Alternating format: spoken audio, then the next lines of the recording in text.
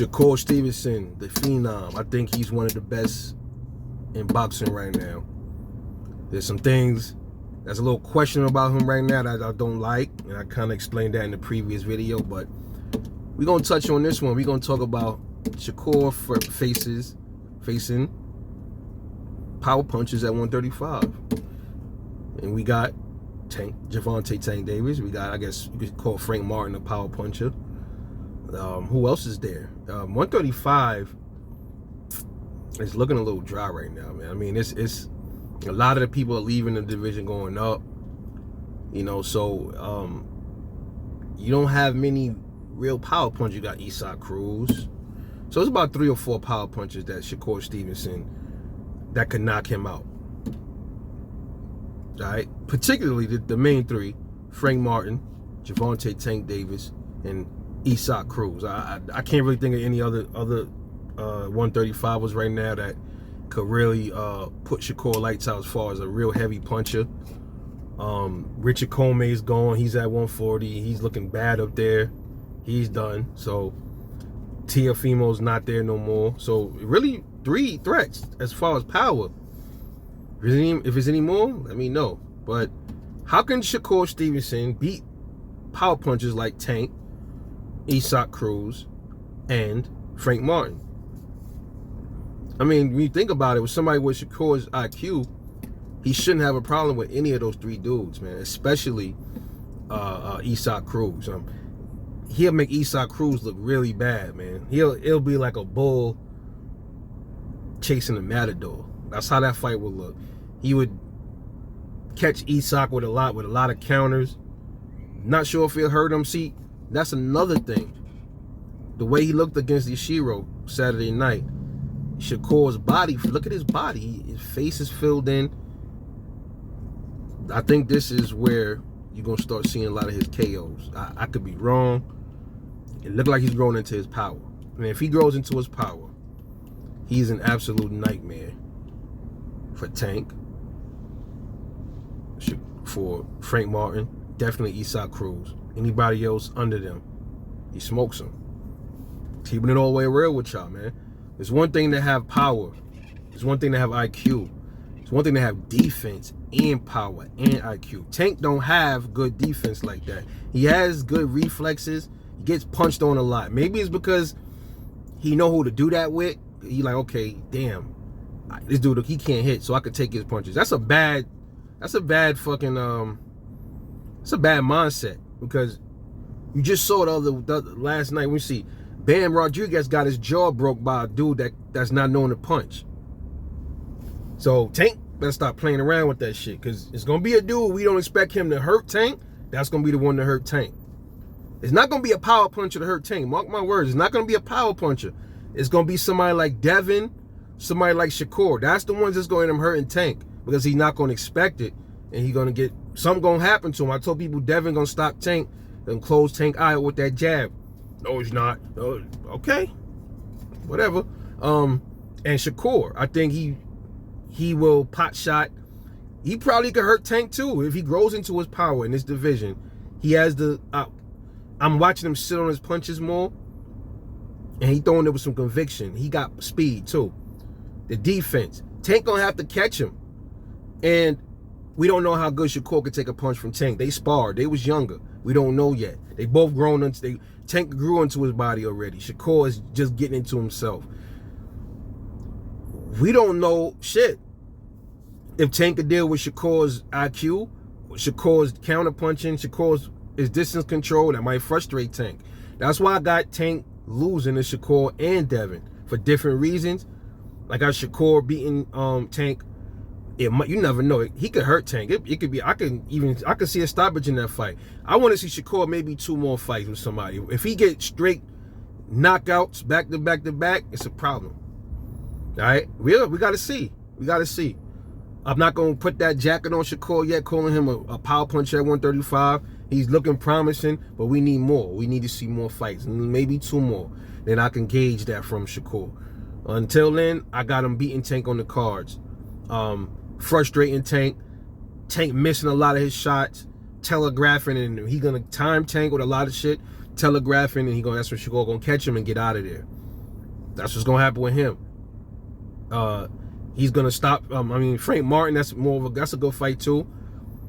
I don't think Frank's IQ is anywhere near Shakur's. The closest out of Isak, Frank, and Tank, the closest one out of those three to Shakur's IQ is Tank Davis. And I got Shakur beating Tank. So if I got Shakur beating Tank, I definitely got him beating Frank Martin. I got him frustrating the shit out of all of them, especially Tank. Tank looked like he can get frustrated really easy in the ring. You know what I mean? All the issues he got going on outside the ring might play a part in that. You know, so I got that happening. I got him stopping all these guys. Not stopping them. Potentially, he could stop Isak Cruz. You never know. We gotta wait and see. You know, that's what makes boxing so interesting. The clash of styles. You know, people invest too much time into power punches, and without a doubt, I got Tank being a power puncher, a destructive power puncher, and a boxer. And I got Frank Martin being a decent power puncher. It looks like he can box too. And I got Isak Cruz as being a power puncher brawler. You know, so Shakur, all those styles, you know, somebody that had time to develop their IQ like Shakur, he's only getting better. He's only getting better. He's around Bud. He's around a lot of other up-and-comers, Keyshawn Davis, and he's around Andre Ward and all that. I mean, come on, man. The best is teaching him. He was around Floyd. You know what I mean? So, I mean, come on, man. Like, you got to think about that for a minute, man. Devin, too. And that's why I said, you know, them two is going to be the big problems, man. Devin and Shakur. Those are the problems, man. It's going to be hard to beat them, son. Because they can, you know what I mean? Especially Shakur. But Devin, he get hit more than Shakur. But, like I said, the jabs and the distance control from both of them dudes is phenomenal, man. So, you ain't got to be a power puncher to win all the time, man. But just have enough pop to hurt somebody or keep him off you. Tank, remember when Tank said that? Shakur and Devin ain't got enough to keep him off him. You got to watch what you say, bro. Watch them words, man. Because it might just be that one time. You don't underestimate nobody, man. Just because they known for doing certain shit, that don't mean that later on they can't hurt you, though. That's why I said, man, too much underestimating your opponent. Never, ever, ever underestimate your opponent, man. And I see Tank doing that. When once he said at the Blue Blood, when he said, they ain't got enough power to keep me off him.